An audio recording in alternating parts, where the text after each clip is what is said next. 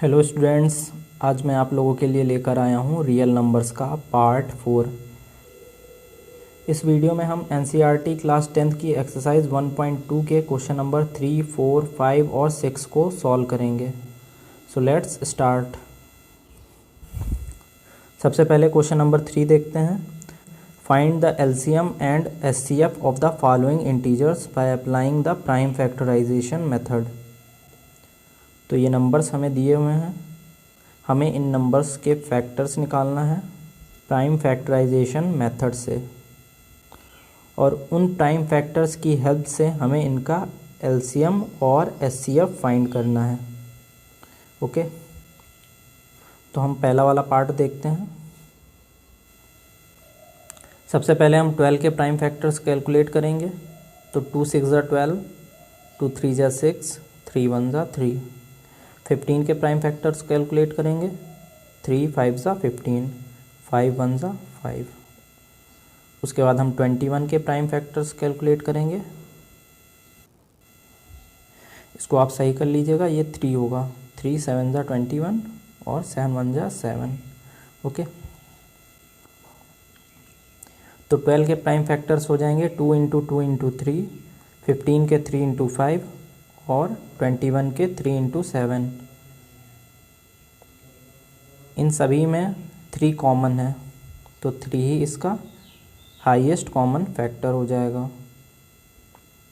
तो जो चीज़ कॉमन होती है हम उसको एक बार लिखते हैं और बाकियों को ऐसे ही लिख देते हैं, तो वो हमारा एलसीएम हो जाता है। तो इस केस में एलसीएम 420 आएगा। ओके,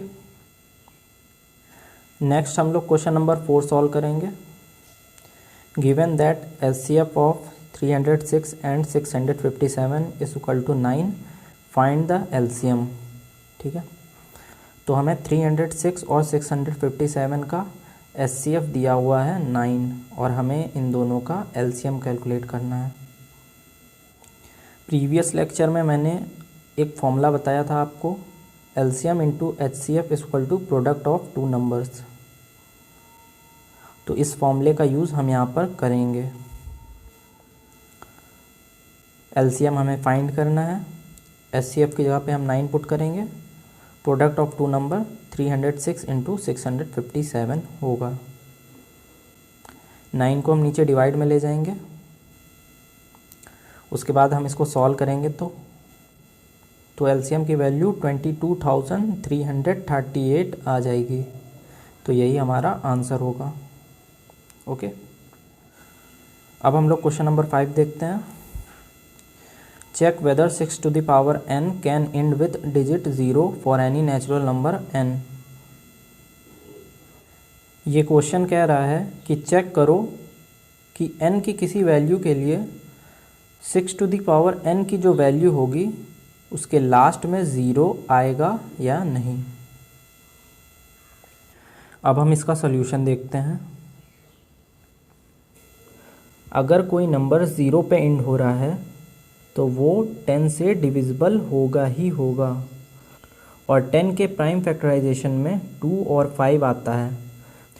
मतलब अगर कोई नंबर 2 और 5 दोनों से डिविजिबल है तभी वो 10 से डिविजिबल होगी। ओके, अब अगर हम 6 टू द पावर n का प्राइम फैक्टराइजेशन निकालें तो इसमें 2 और 3 आएगा। अब हम क्लियरली देख पा रहे हैं कि 6 टू द पावर n के प्राइम फैक्टराइजेशन में 2 तो है पर 5 नहीं है, इसलिए n की किसी भी वैल्यू के लिए 6 टू द पावर n 5 से डिविजिबल नहीं होगा। और अगर 5 से डिविजिबल नहीं होगा तो ये 10 से भी डिविजिबल नहीं होगा। अगर 10 से डिविजिबल नहीं होगा तो n की किसी भी वैल्यू के लिए 6 टू द पावर n की वैल्यू 0 पर एंड नहीं होगी। ओके, एक बार फिर से समझ लेते हैं। किसी नंबर के लास्ट में 0 आएगा तो वो 10 से डिविजिबल होगा ही होगा, और अगर 10 से डिविजिबल होगा तो वो 2 और 5 दोनों से डिविजिबल होगा।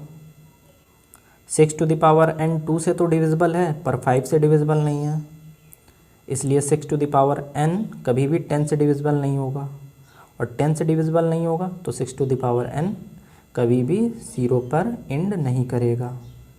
ओके। क्वेश्चन नंबर 6 कह रहा है explain why this and this are composite number. तो क्वेश्चन नंबर 6 में हमें ये बताना है कि ये और ये जो नंबर्स दिए हुए हैं ये कंपोजिट नंबर्स क्यों हैं। ओके। तो कंपोजिट नंबर्स क्या होते हैं ये मैंने पार्ट 2 में पहले ही बता दिया है, तो एक बार फिर से इसको देख लेते हैं। कंपोजिट नंबर वो नंबर होते हैं जो खुद से और 1 से तो डिवाइड होते ही हैं, पर इसके अलावा भी इसके दूसरे फैक्टर्स होते हैं। ओके। अब हम इसका सॉल्यूशन देखते हैं। तो मैं पहले वाले पार्ट को पहले सॉल्व करता हूँ। तो हमें 7 इंटू 11 इंटू 13 और प्लस में 13 दिया हुआ है। तो इतने पार्ट को मैं ब्रैकेट में लिख सकता हूँ। ओके। अब मुझे दिख रहा है कि 13 इसमें भी और इसमें भी कॉमन है, तो मैं इन दोनों में से 13 कॉमन ले लूँगा। तो ब्रैकेट में 7 इंटू 11 प्लस 1 बचेगा। 7 इंटू 11 को मैं 77 लिख सकता हूँ और प्लस 1, 77 प्लस 1 78 हो जाएगा। और 78 के फैक्टर्स होते हैं 13 इंटू 6। अब हम यहाँ पे क्लियरली देख पा रहे हैं कि ये नंबर खुद से और 1 से तो डिविजिबल है ही, पर ये नंबर 13 से और 6 से भी डिविजिबल है, इसलिए हम इसे एक कंपोजिट नंबर कहेंगे। ओके। अब हम लोग दूसरा पार्ट देखते हैं। इसको भी हम ऐसे ही लिख लेंगे ब्रैकेट में। ब्रैकेट में लिखने के बाद हम दोनों में से 5 कॉमन ले लेंगे। 5 कॉमन लेने के बाद ब्रैकेट में ये बचेगा। इतने पार्ट को मल्टीप्लाई कराने के बाद 1008 बचेगा और प्लस 1 बचेगा। 1008 प्लस 1 1009 हो जाएगा। ओके। 1009 को हम फर्दर फैक्टराइज नहीं कर सकते। अब हम क्लियरली देख पा रहे हैं कि ये जो नंबर है ये खुद से और 1 से तो डिवाइड होगा ही, पर ये 5 से और 1009 से भी डिवाइड हो जाएगा, इसलिए ये एक कंपोजिट नंबर है।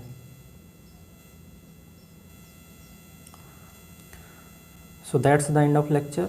Hope you enjoy it. Please like, share and subscribe for more updates. Thank you.